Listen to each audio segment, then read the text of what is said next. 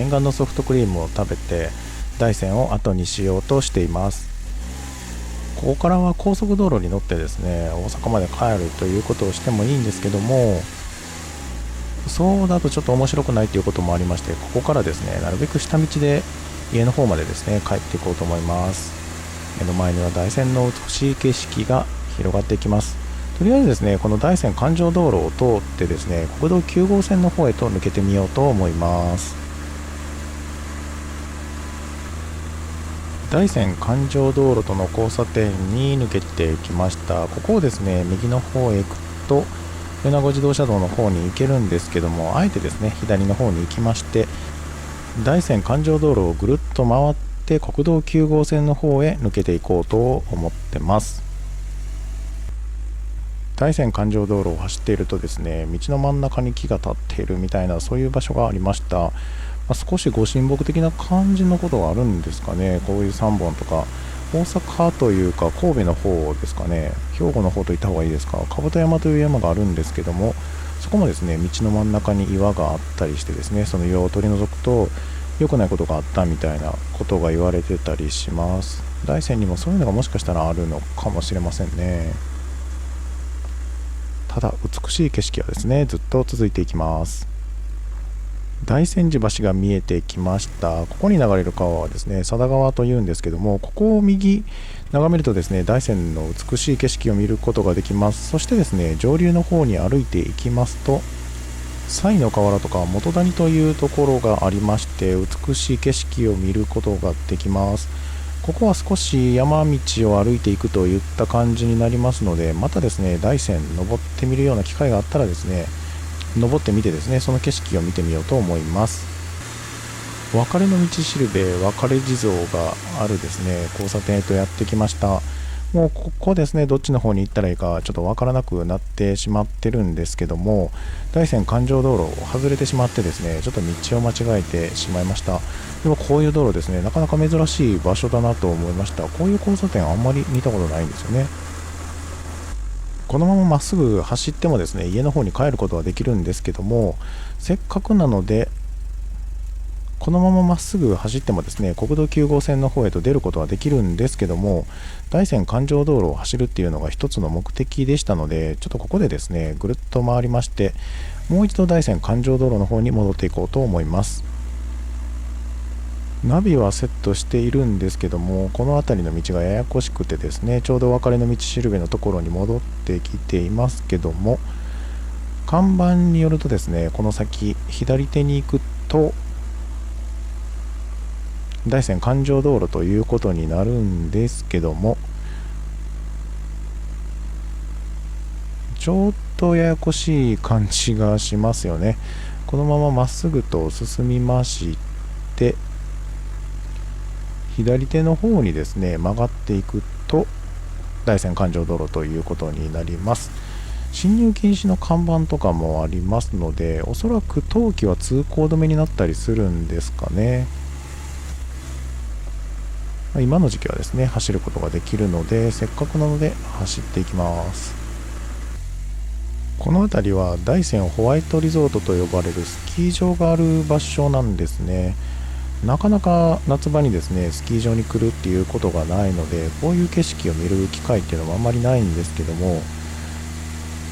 改めてこうやってスキー場を見てみるとですね、また冬とは違った景色が見れてすごくいいですね。車との写真を撮るのにも絶好のロケーションと、そういった感じになってました。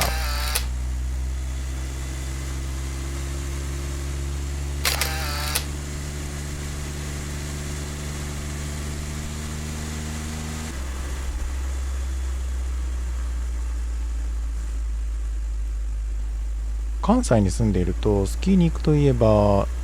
兵庫県だったり岐阜だったり、ちょっと頑張って長野行ったりとか、そんな感じですけど、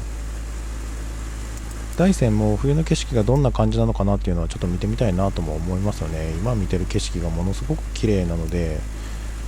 白く染まったですね山と海とか、そういう景色を見るのもいいんじゃないかなと思いました。大山環状道路を走ってきまして、一息坂峠という場所までやってきました。少しずつですね坂を下っていく感じで標高を下げています。この辺りの標高がですね530メーターぐらいっていうことになりますので、大山の方のですねスキー場のところから降りてきてだいたい300メートルぐらい標高を下げた感じになってます。そしてこの先にはですね一息坂展望台駐車場という場所があって車を止めることができましたので、ここに寄ってみることにしました。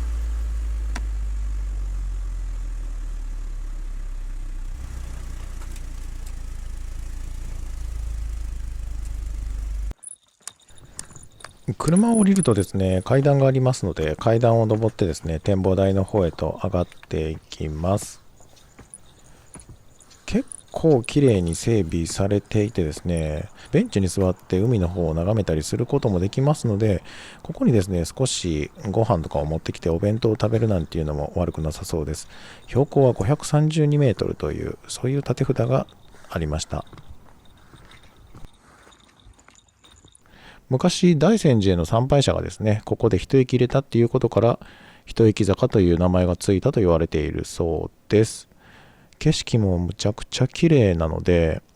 ドライブをしてですね少し休憩するのにもぴったりのスポットということになります。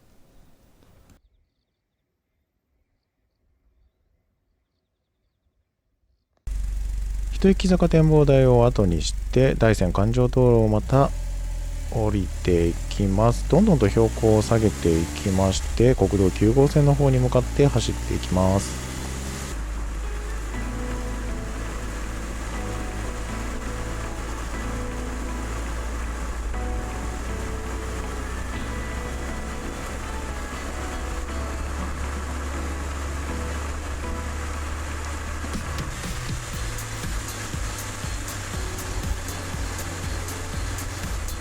この交差点を右に曲がると大山環状道路を続けて走るということになるんですけども、ここからはですね大山環状道路を離れまして国道9号線の方へとどんどんと降りていきます。道路は県道30号線赤崎大山線ということになります。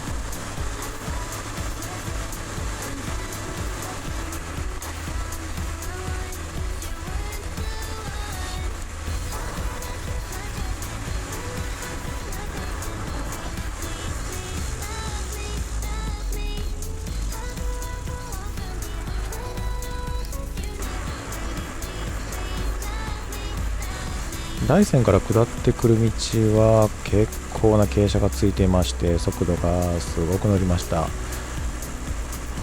後ろからですねかなり車に詰められたりもしましたけども、ようやくですね大山から降りてきて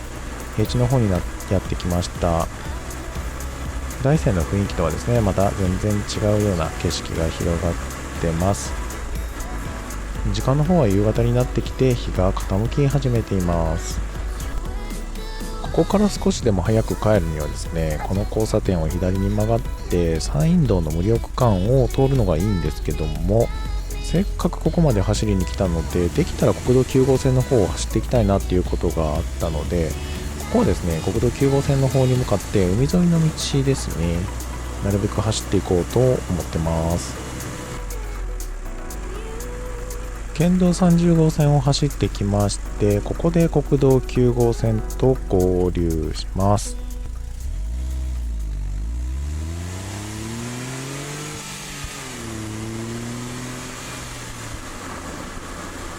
大山から高速道路を使って帰っていたらだいたい3時間から4時間ぐらいで、4時間はかからないですね、3時間ぐらいで家に帰ることができたんですけども、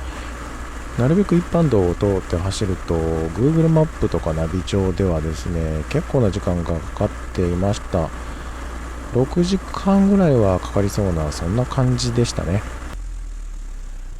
まだまだこの先国道9号線を進んでいかないといけないので、道の駅ポート赤崎で少しトイレ休憩をすることにします。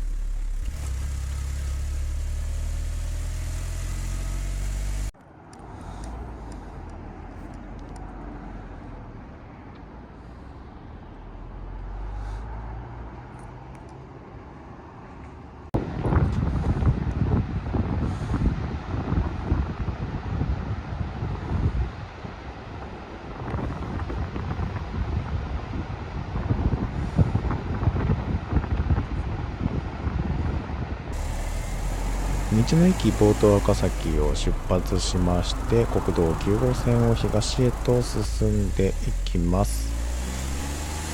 この先の予定は国道9号線をひたすら東の方へと進みまして、そのままですね、京都の方に抜けることができるので、途中大阪に抜ける道へと移り、家に帰ろうかと思ってます。まだまだですね、この旅は続く、そんな感じです。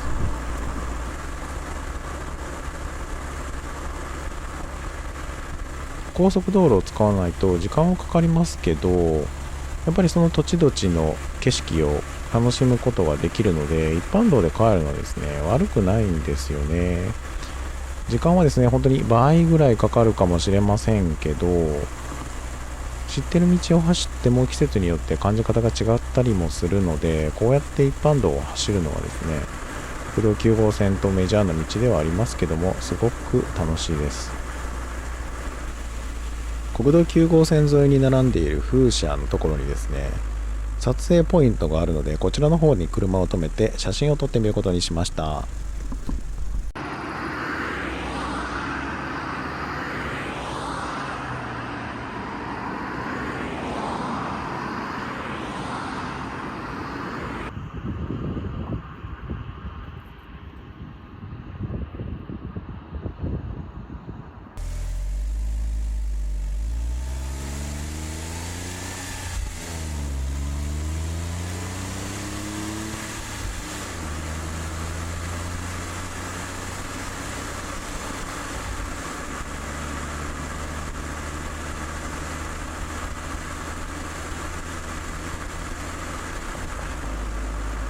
このまま国道9号線をまっすぐ進んでいくと、ハワイインターチェンジから山陰自動車道に乗るという感じになるんですけども、そこも山陰自動車道の方には行かず、国道9号線の方、海沿いの道を走っていこうと思ってます。国道9号線を走って鳥取市の方に到着です。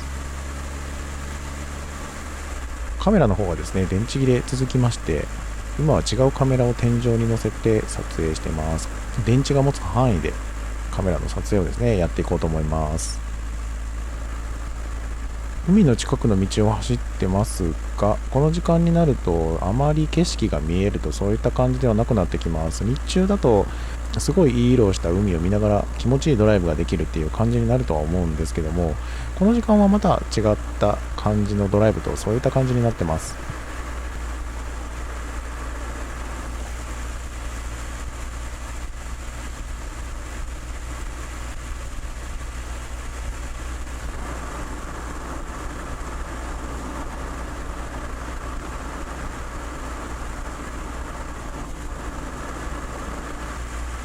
またカメラと駐車場マークが見えてきましたので、この先に何かあるんだろうということでちょっと止まってみることにします。左手に見えてくるのがですね、魚見台という場所です。車の台数は結構止めれそうな感じです。